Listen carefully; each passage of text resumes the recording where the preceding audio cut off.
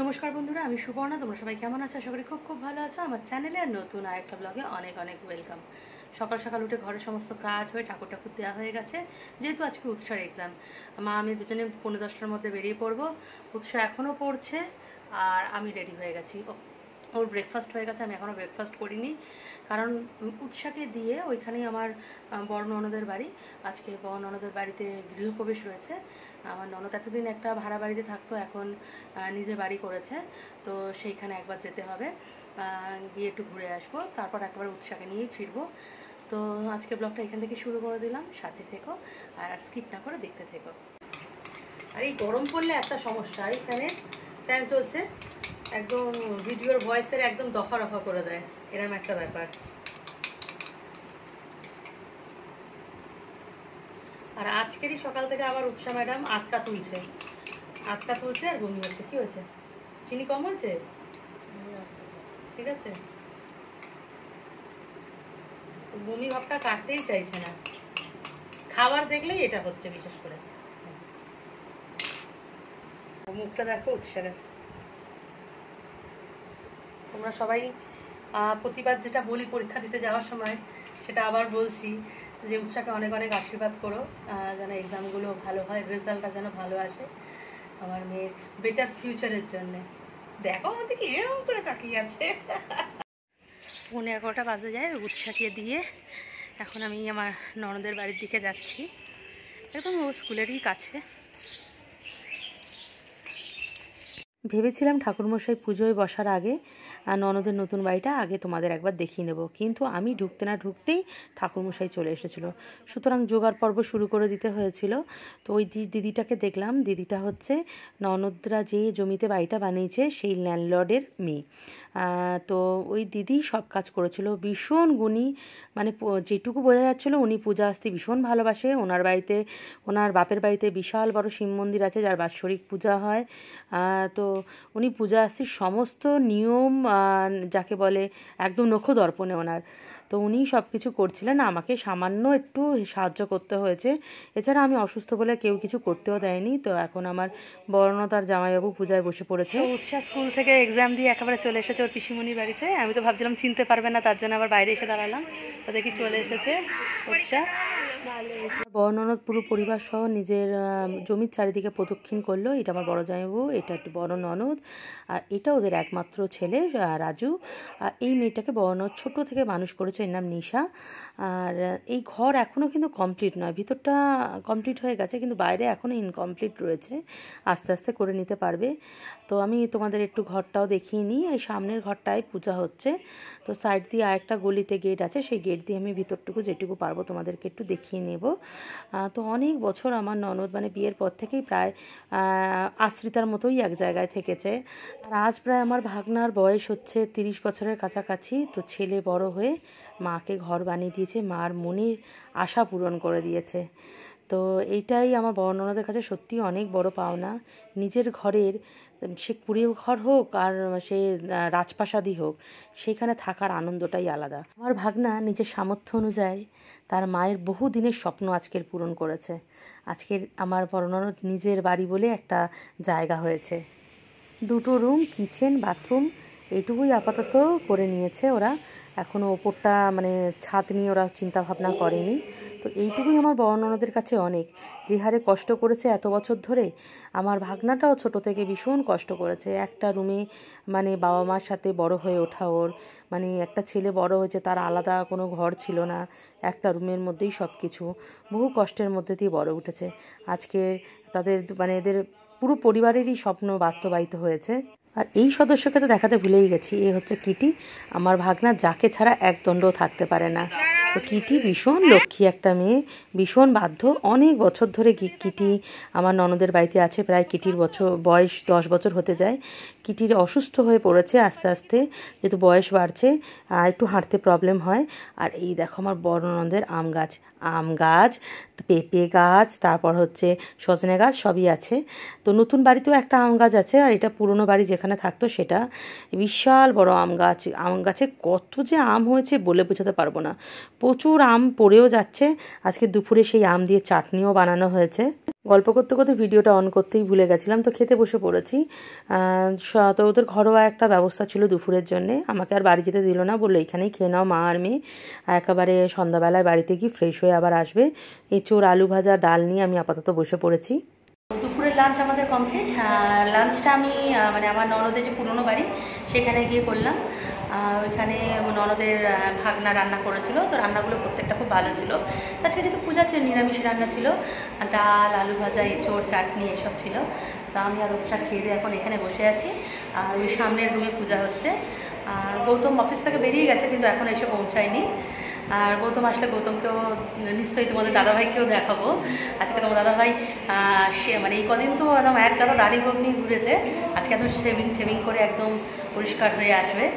তো যাই হোক, আর আমার মেয়ে যেটা করে পরীক্ষা দিয়ে এসে, আজকে যেহেতু দুদিন পর অঙ্ক পরীক্ষা, তো চাপ নেই, এখন ফোন ঘাটছে বসে। আমি পাশে আরেকজনকে দেখো, ইনি আমাদের হিরো, আমার ননদের নাতি বলতে পারো, কারণ আমার ননদের যে যা তার নাতি। তো আমাদের কি নাম কি তোর বাবু? ডাক নাম না হলে এক্ষুনি বলে দেবো কিন্তু। ওকে সবাই ঝোলু বলে ডাকে। তো ভালো নাম কি? আচ্ছা, কি তুই নিজের মুখে বল, কি তো ভালো নাম? ও না, ওর ভালো নাম হচ্ছে রাজদীপ প্রধান। তো ওকে সবাই ঝোলু বলে ডাকে আমরা আদর করে। একদম দেখে যেত যতটা শান্ত মনে যতটা শান্ত না, কিন্তু কথাবার্তা একদম সবাইকে হার মানিয়ে দেবে। এখন আরতি হচ্ছে। তোমরা হয়তো ভাববে ঠাকুরমশাই কেন বসে আরতি করছে, কারণ আরতিটা দাঁড়িয়েই করতে হয়। তো ঠাকুরমশাই কোমর দিয়ে একটা প্রবলেম আছে, উনি ভালো করে দাঁড়াতেও পারেন না, ভালো করে চলাফেরাও করতে পারেন না, তাই উনি বসে বসেই করছেন। আর এইখানে উৎসাহ আমাকে জ্বালিয়ে শেষ করে দিচ্ছে যে ওর পাপা কখন আসবে। পাপা নেই, ও বোর হয়ে যাচ্ছে। পূজা শেষ হয়ে গেছে, এখন বাকি হচ্ছে চণ্ডীপাঠ আর হোম হবে।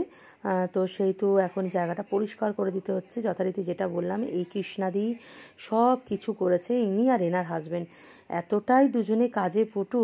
তোমাদের গৌতম দাও চলে এসেছে, এক গাল দাড়ি চুল কেটে দিদিভাইতে আসবে, যেহেতু একদম চিকন চাকন হয়ে তোমাদের গৌতম দা চলে এসেছে।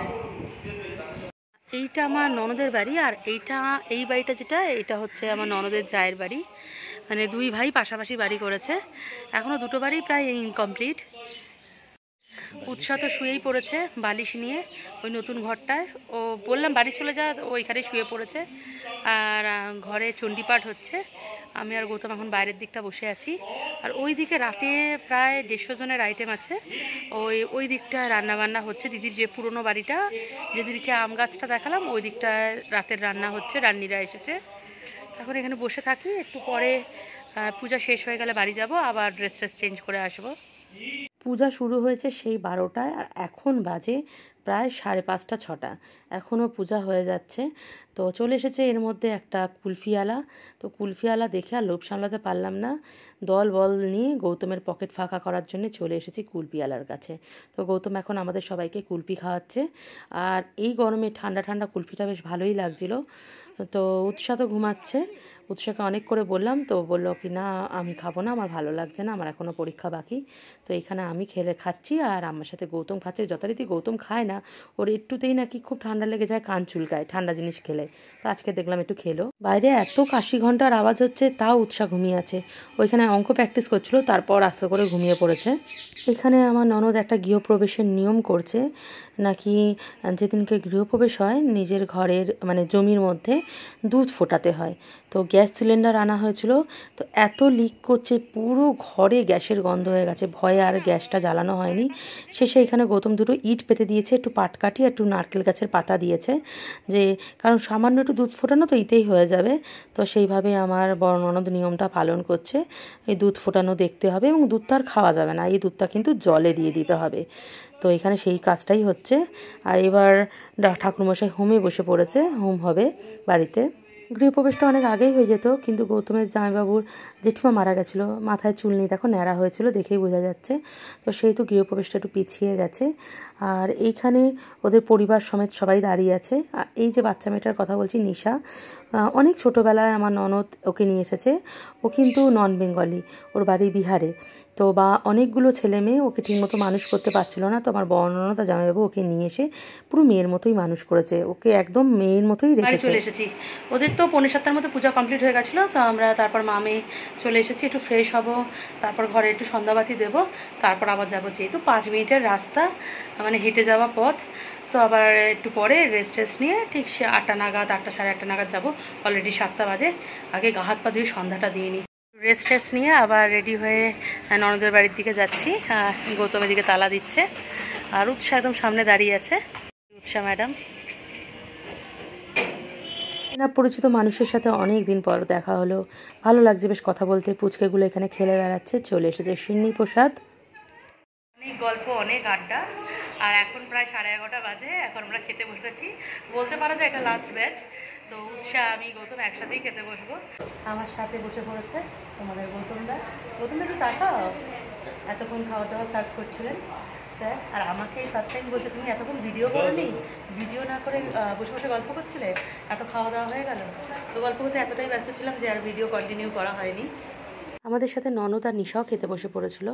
রাজু মানে আমার ভাগনা আর জামাইবাবু হয়তো পরে খেয়েছিল, তখন আমরা তো চলে এসেছিলাম।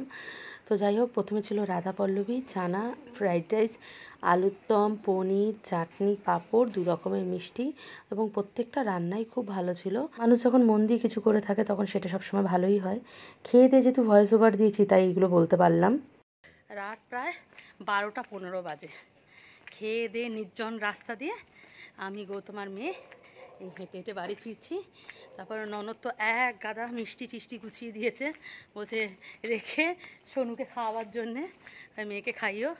তো এখন বাড়ি যাই, একটু রেস্ট নিই। আজকে সারাদিন আমারও একটা ধকল হয়ে গেছে, তো সেরকম কিছু কাজ করতে দেয়নি, যেহেতু আমি অসুস্থ আর পারছিলামও না। বেশিরভাগ ওই দিদিটাকে দেখাচ্ছিলাম, ওই দিদিটাই করেছে। আর তার মধ্যে তোমাদের গৌতমদা 10 বার ফোন করছে, কোনো কাজ করবে না, তুমি বসে থাকবে, কিন্তু একটু কাজ করলেই তুমি অসুস্থ হয়ে পড়বে, তুমি কিচ্ছু করবে না, বসে বসে দেখো, তাও ঠিক আছে। তা হলো যেটুকু একটু একটু পেরেছি করেছি, হাতে হাতে যতটুকু করা যায়, তাও কেউ করতেই দেয়নি। তার এখানে এক পাল ডগিরা আমাদের জন্য ওয়েট করছে, তারা তোমাদের দেখাচ্ছি, দেখো এদের উৎপাত। কিরে কি করছিস? একটা গৌতমের পিছনে পিছনে যাচ্ছে, ও মিষ্টির প্যাকেট নিয়ে যাচ্ছে, ভাবছে হয়তো মানে মন্না মিঠাই, বিরিয়ানি বা কিছু নিয়ে যাচ্ছে, প্যাকেট দেখেছে যেই।